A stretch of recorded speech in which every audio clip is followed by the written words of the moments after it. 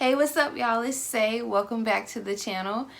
We are back for another video for Black History Month, and the person that we're going to be spotlighting today is Muhammad Ali, aka the greatest, aka Cassius Clay Jr. Goodness, he had a bunch of names.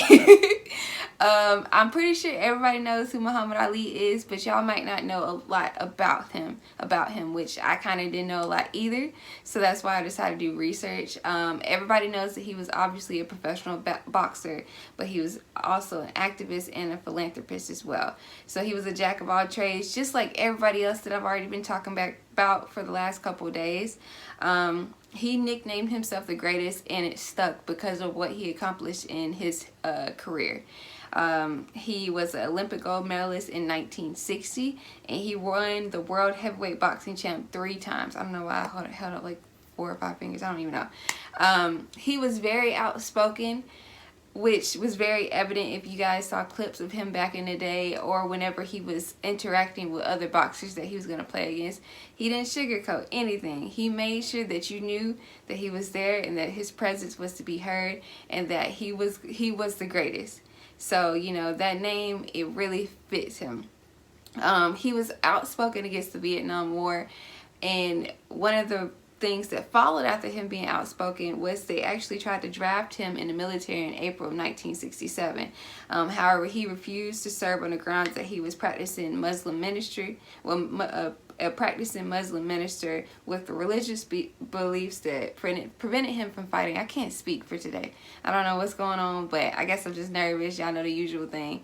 But it was interesting because I didn't know that about him. I didn't know that they tried to draft him and that he refused.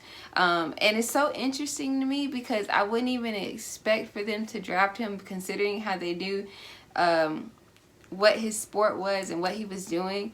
So I kind of feel like they were trying to prove a point because he was protesting and very outspoken against the Vietnam War. From him being outspoken and refusing, they stripped him of his world heavyweight title and his boxing license.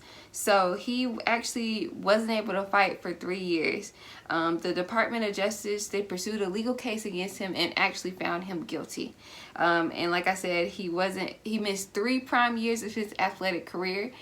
And I mean, I feel like that's like pretty fucked up. I mean, I'm sorry for kids that are watching, because everybody knew how great he was and what he was doing. So it's like almost like they were like legit punished. Well, not almost. They were punishing him because of him being outspoken and because of him not going whenever they told him to.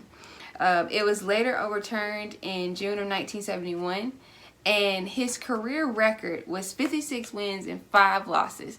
So picture if he would have been able to fight those 3 years, how it would have been just amazing. So it's unfortunate that they took his title away from him that time and his boxing license.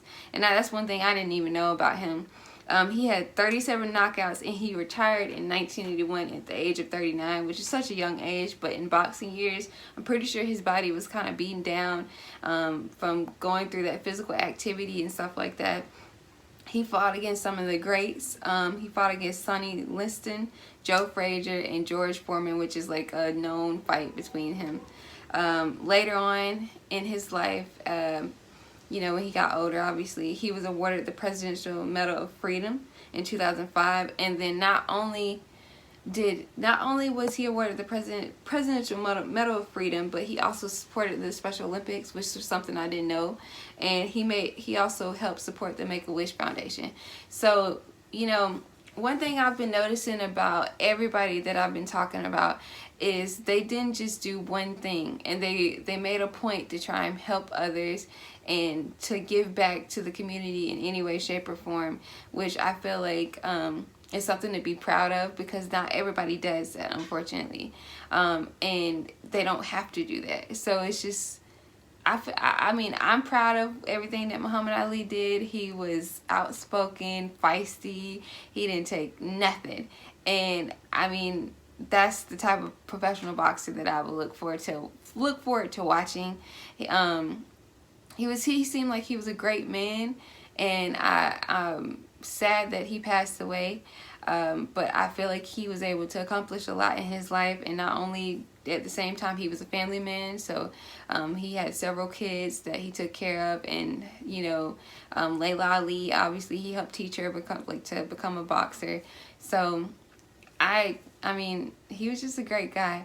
I hope you guys enjoyed this video. It was kind of short and sweet, and obviously write down some things that about Muhammad Ali that you like that I might not have mentioned in the video, and tell me who you will want to do next. I gotta make another video since I didn't put up one last night, so stay tuned, and I will talk to you guys later.